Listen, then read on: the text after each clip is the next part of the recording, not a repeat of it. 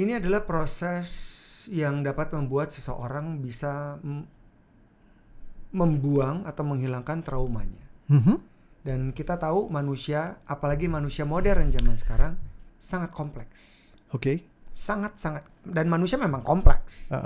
Gimana caranya meregulasi emosi, bagaimana caranya menginternalisasi apa yang dialami oleh dirinya untuk kemudian dia bisa tahu.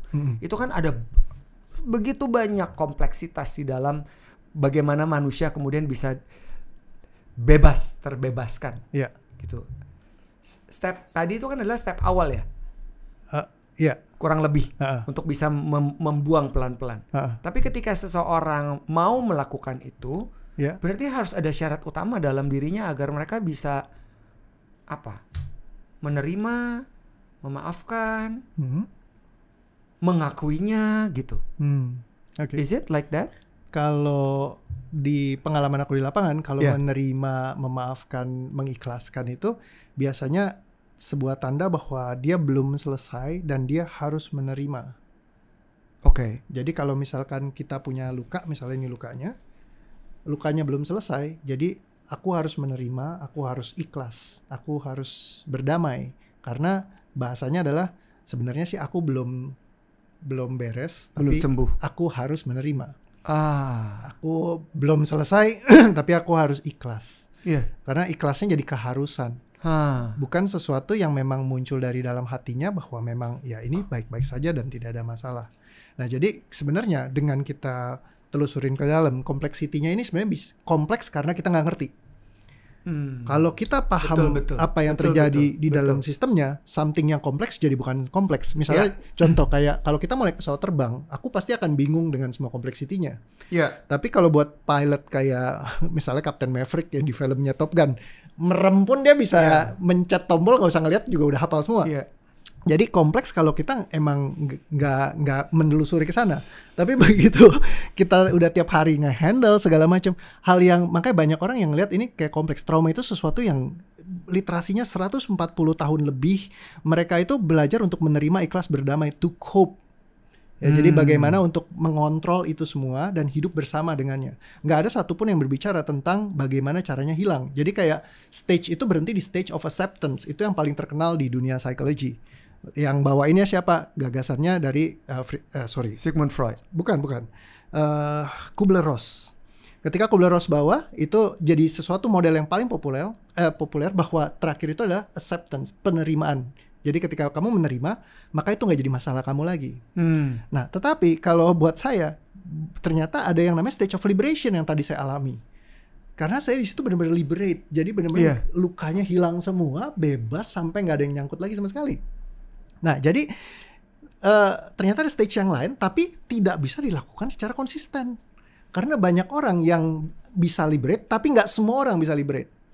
Nah, berarti yang harus kita coding adalah gimana caranya liberation ini bisa kita replikasi, lakukan terus berulang. Makanya success rate menjadi sangat penting. Ya, ada yang mencapai kayak gitu. Kenapa pas aku memaafkan, tiba-tiba hilang. Jadi, kalau dulu itu dipukul rata, udah kita pakai forgiveness terapi deh kayak yang saya tadi. Loh, kok saya bisa forgiveness di mama saya, papa saya, tapi kenapa saya nggak bisa forgiveness di pasangan saya? Berarti kan jadi nggak bisa berlaku buat semuanya. Nggak replicable. Nggak replicable. Nah, tapi ketika ada celahnya nih yang kita bisa lakukan, kayak analisanya begitu kuat buat ngeberesin, hal yang ini jadi bisa diulangin lagi terus-menerus. Sehingga akhirnya jadi ya bisa kita lakukan bukan healing by luck. Jadi bukan sekedar modal hoki atau keberuntungan kamu bisa. Kalau sembuh ya syukur gitu. Kayak 100 orang dimasukin kan karena science itu menuntut 95% work for everyone, 5% room for error. Kayak gitu. Karena saya sekarang kan kuliah lagi di psikologi di UPH.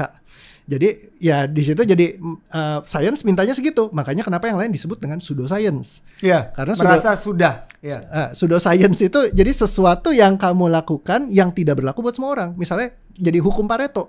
100 orang dimasukin, ya 30 berubah, 70-nya kayak gue belum rasain maksimal misalnya gitu ya. Jadi akhirnya dipertanyakan, makanya tidak bisa masuk ke ranah science, sama mereka digeser. Makanya scientific itu harus bisa terukur, harus jelas. Makanya aku semenjak masuk kampus, ya udah aku ukurin semua. Gitu, kayak masuk kamu skornya berapa, selesai kamu intensity indexnya berapa gitu. Jadi kayak ada perubahannya semua. Terus yang diberesin apa aja tuh, setiap poin tuh gerbang-gerbangnya tuh semuanya ketahuan semua gitu. Terus mana yang diberesin, mana yang selesai, ada ukurannya semua. Jadi kayak benar-benar semuanya scientifically diukur gitu. Jadi jelas ketika orang datang masuk sampai dia keluar apa aja yang berubah. Nah, itu yang bikin jadi kompleksitinya bisa diuraikan. Iya. Iya. Karena kita pinpoint semua gitu, setiap kali apapun yang dirasakan dia, kita mappingin semua gitu. Nah, jadi akhirnya jadi lebih malah mudah buat ngerjainnya sekarang. Spirit apa yang kamu bawa? Dengan kita mundur lagi ya. Oke, siap. Kita mundur lagi.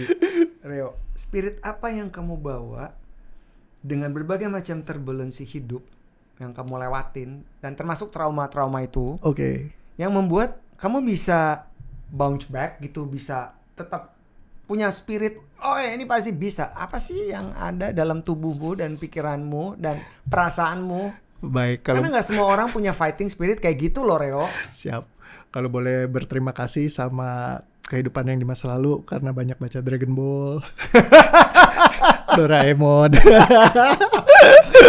Ya kayak Power Rangers, Satria Baja Hitam. Kenapa? Karena ya mereka itu semua tokoh-tokoh yang kayak ya buat greater cause gitu ya. Mereka mengorbankan dirinya sendiri buat orang lain. Gimana caranya buat mereka bisa mengubahkan dunia, menyelamatkan orang-orang yang lemah. Nah, itu jadi sesuatu yang aku selalu pengen gitu. Aku pengen banget bisa jadi kayak mereka. Kenapa sih apa yang kurang dari aku sih, aku nggak bisa kayak mereka misalkan yang bisa nyelamatin orang atau bisa lebih baik, minimal nyelamatin keluarga sendiri, bikin keluarga jadi lebih happy gitu. Nah, itu yang mungkin yang membuat aku ya terus berjalan ya, karena memang value-value itu yang ditanamkan dari semenjak ya, selain dari value-value keyakinan aku gitu yang Tuhan kasih, dititipin pas kecilnya ya memang cukup strong juga. Jadi value-value itu juga connect-nya ketika ya banyak baca-baca buku komik segala macam. Aku karena suka banget dulu memang kan komik dan nonton film-film kayak di RCTI itu nongkrongin terus ke Satria Baja Hitam, Power Rangers segala macam gitu. Jadi dari sana lah Mas Erwin mungkin keinginan aku untuk kayak bagaimana mengubah dunia menjadi lebih baik gitu. Nyelamatin dari belenggu quote-unquote setan-setan emosi ini. Karena banyak dari sekarang orang disuruh menerima ikhlas berdamai, malah emosi itu kayak diajak berteman. Ya kayak berdamai. Kalau buat aku enggak, itu mesti dihilangin. Kayak di film Venom itu kayak emosi itu kayak Venom itu. Ibaratnya dia enggak menjadi diri sendiri. Kayak misalnya sehari-hari Will Smith itu orang baik. Dia ketemu baik. Terus satu hari begitu kesenggol, Venomnya muncul, Venomnya yang nabok, jebret. Abis itu nonjok deh. Abis itu baru dia nyesel kan. Pas dia balik jadi orang lagi. Kayak kemarin yang kasus di Surabaya yang tiba-tiba pengusaha marah-marah suruh gonggong anak orang gitu. Itu juga saat dia Venomnya lagi muncul tuh, dia berubah jadi orang lain. Nah, gimana caranya Venom ini kita bener-bener jangan sampai ada di dalam hidup kita. Ya, kalau misalkan di keyakinanku mah di Bible dibilang dibuang gitu. Itu clear banget. Semua yang kemarahan itu dibuang. Dan kalau misalkan di sana juga ditulis bahwa apa yang kamu lepaskan di bumi terlepas juga di surga. Jadi menurut aku ya kayak melepaskan dan membuang itu udah, ya kalau pas aku ya memang udah cocok banget gitu. Jadi ya gimana caranya buat ngebuang supaya jangan didamaikan, jangan hidup bersama. Bahkan kalau aku cek juga di kitab suci keyakinan lain juga banyak yang bahas hal yang serupa. Bagaimana melepaskan kemelekatan, melepaskan tentang ini segala macam. Jadi kayak gimana caranya benar-benar lepas, benar-benar ngebuang, benar-benar hilang. Jadi kita balik ke diri kita sejatinya yang kita nggak bawa-bawain kayak Venom ini. Kan sekarang banyak orang berjibaku, malah kayak di film misalkan Inside Out.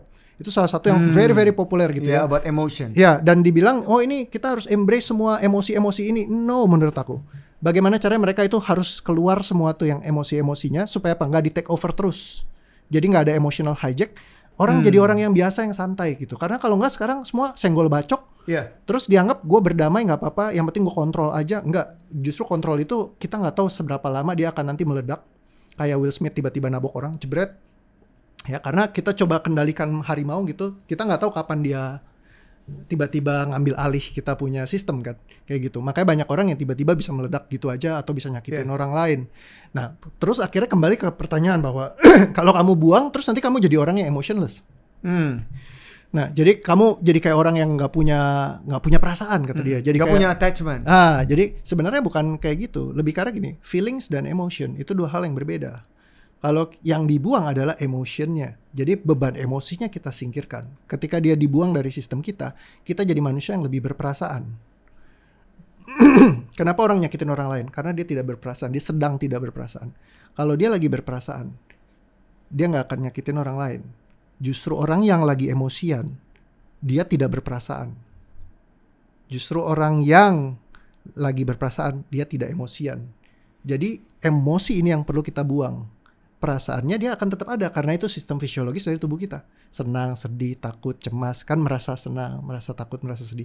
Dia akan tetap ada tuh. Tapi emosinya bisa dibuang. Jadi kita nggak meledak-ledak. Iya. Jadi kita bisa reaktif ya. Ya, bisa marah tetapi bukan marah-marah. Banyak orang marah-marah, meledak-ledak gitu. Tapi kalau misalkan emang marah itu perlu, kita bahkan harus mikir buat marah.